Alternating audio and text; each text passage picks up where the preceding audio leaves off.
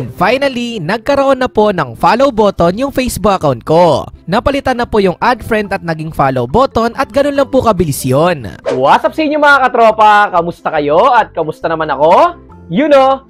So ngayon for today's video ay magkakaroon na naman tayo ng isang simpleng tutorial na kung saan itaturo ko sa inyo kung paano maglagay ng follow button sa ating Facebook account. Yes, pwede na po yun, pero bago tayo magsimula, pasok!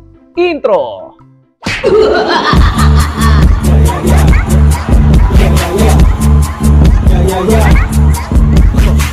Yes, pwede na po natin palitan yung add friend button ng follow button kagaya po nito.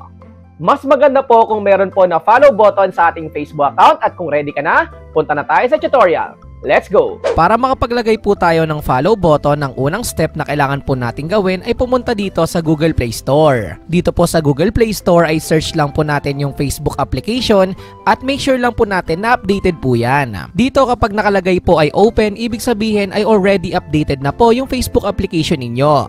At dahil nga updated na yung Facebook application ko, ay pipindutin ko na lang po yung open. And after po nyan ay mapupunta po tayo dito sa aking Facebook account. Ang next step na kailangan pong gawin ay pindutin lang po natin yung tatlong line sa gilid. Dito naman po ay pindutin lang po natin yung Facebook name natin para makita natin ang ating Facebook account. At para mapakita ko sa inyo na add friend po yung nakalagay dito at walang follow button, pindutin lang po natin yung tatlong bilog sa gilid. Dito ay makikita po natin yung view as at pindutin po natin yan. At kung makikita nyo po dito ay message at add friend lang po yung nakalagay at wala pa pong follow button. At syempre papalitan po natin yung add friend para maging follow button. Huwag po kayong mag-alala dahil mabilis lang naman po yan at ngayon simulan na po natin. I-exit lang po muna natin at kailangan po natin bumalik doon sa Facebook menu. At dito naman po sa may Facebook menu ay scroll down lang po natin at hanapin po natin yung settings and privacy. Pindutin lang po natin yan. Dito naman po sa may settings and privacy, i-click lang po natin yung settings. At para makapaglagay po tayo ng follow button ay isa lang naman po yung kailangan nating baguhin. Hanapin lang po natin dito sa may audience and visibility yung how people find and contact you.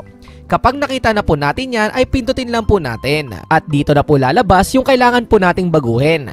Who can send you friend request? At dito makikita nyo po ay nakaset po yan ng everyone at kailangan po nating baguhin yan. Kapag nakaset po kasi yan ng everyone ay kahit sinong tao, kahit hindi po natin kakilala ay pwede pong mag-send ng friend request sa atin at i-add friend po tayo. Which is hindi naman talaga okay at maganda kaya kailangan po nating iset yan ng friends of friends. Ibig sabihin kung sino lang po yung mga mutual friends po natin ayun lang po yung makakapag-add sa atin. At kapag okay na po at nabago na po natin yan, ay i-exit lang po natin at i-back. At ayun po yung unang step na kailangan po nating baguhin para magkaroon ng follow button. At ngayon, i-exit po natin ulit at balik po tayo sa menu. Pindutin lang po natin yung Facebook name natin at babalik po tayo dito sa ating Facebook profile. Dito ay pindutin lang po natin yung tatlong bilog ulit sa gilid. At makikita po natin dito yung follow settings. Dito po ay may kailangan po tayong baguhin at i-adjust para syempre magkaroon po tayo ng follow button. At ngayon naman po makikita nyo po dyan sa pinakataas at pinakaunahan yung who can follow me.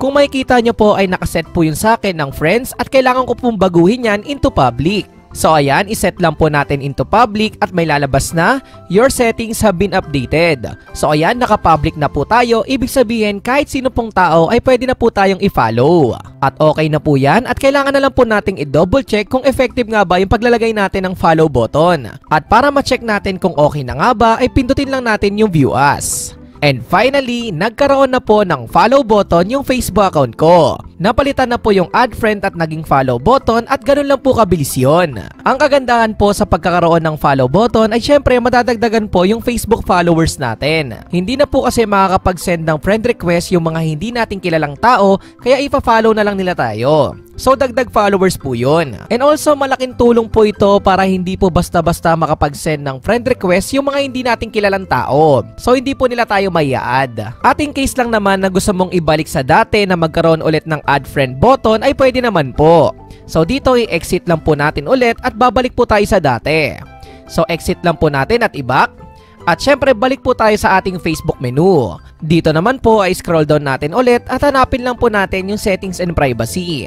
Then syempre click po natin yung settings. Kumbaga gagawin ulit natin kung ano nga ba yung ginawa natin kanina. Dito ay scroll down ulit natin at hanapin natin at pindutin yung how people find and contact you.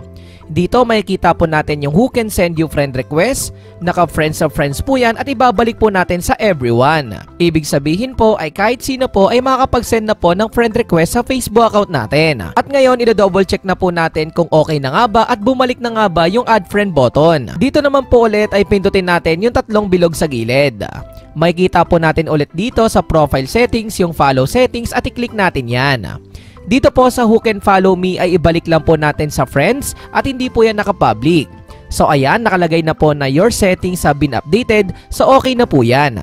Naka-friends na ulit yung follow settings natin. Then para ma-check ay pindutin natin yung view as. So ayan, makikita nyo po ay bumalik na po yung add friend button. Ang kagandahan lang po sa feature na ito ay pwede mong ibalik sa follow button at add friend button. Anytime naman po ay pwede mo pong baguhin yan. Pero kung para lang po sa akin, para dumagdag na rin po at dumami yung followers ko, ay mas gugustuhin ko na magkaroon po ng follow button. May iwasan na rin kasi na kahit sino-sino na lang na tao na hindi ko namang kilala yung mag-a-add po sa akin. So iniiwasan ko rin po yun. At ganun lang po kasimple at kabilis kung paano nga ba maglagay ng follow button sa ating Facebook account. Pinalitan lang po natin yung add friend button at ginawa po nating follow button. At para po sa akin ay mas maganda po yun.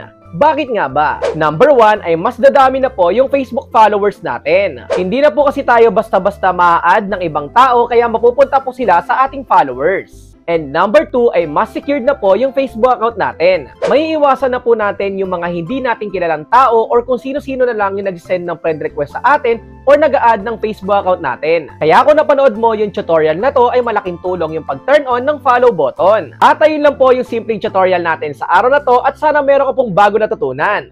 At kung ikaw ay may clarification, suggestions, or questions, ay pwede mo yung i-comment dyan sa may comment section sa baba. And also, pwede mo ring i-like and follow yung Facebook account ko na makikita mo dito. At before matapos tong video na to, ay may gusto mo na akong i-shoutout. Shoutout nga pala sa Simaya Garden Resort at kay Ate May Cambacanlas. At kung bago ka lang at napadaan ka dito sa YouTube channel ko, ay welcome na welcome ka. Pwede ka mag-subscribe at pindutin ang may wagang notification bell para sure at 100% sure na updated ka sa mga future uploads ko. You know!